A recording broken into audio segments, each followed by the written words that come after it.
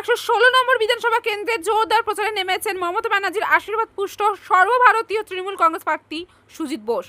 আজ 29শে মার্চ 2026 সল্টলেক 2 নম্বর gate first Avenue থেকে বৈশাখী island পর্যন্ত এক বিশাল র্যালির মাধ্যমে প্রচার শুরু হয়। বিধাননগর বিধানসভা এলাকার বিভিন্ন ওয়ার্ডের কাউন্সিলররা এই কর্মসূচিতে উপস্থিত ছিলেন। অসংখ্য তৃণমূল কংগ্রেস কর্মী সমর্থকদের অংশগ্রহণে র্যালি অনুষ্ঠানভাবে সূচনা করে সুজিত বোস। যতই করো হামলা আবার জিতবে বাংলা স্লোগানকে সামনে রেখে শুরু হয় এই প্রচারের অভিযান।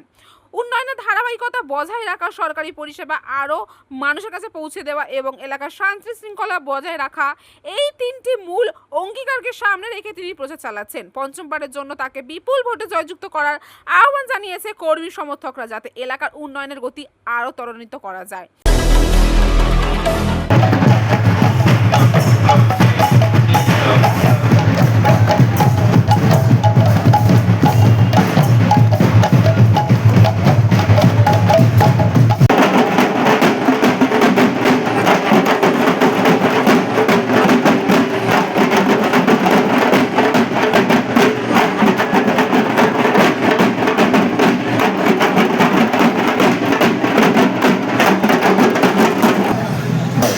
সাম্প্রদায়িক শক্তি বিজেপিকে ঐক্যে ভোট দেবেন না।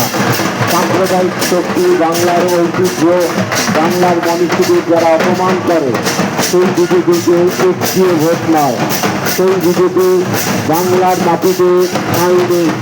তাই ভারতবর্ষের ঐতিহ্য, বাংলার ঐতিহ্য, বিধাননগরের সার্বিক উন্নতির স্বার্থে আমার আপনার সকলের ভোট সুজিত বোসের পক্ষে, তৃণমূল কংগ্রেসের পক্ষে।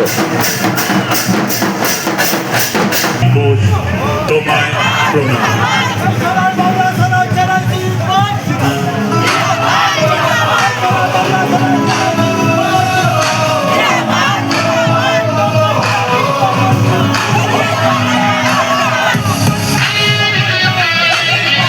ক্যামেরা জয়ের সাথে আমি নিউজ কলকাতা 24।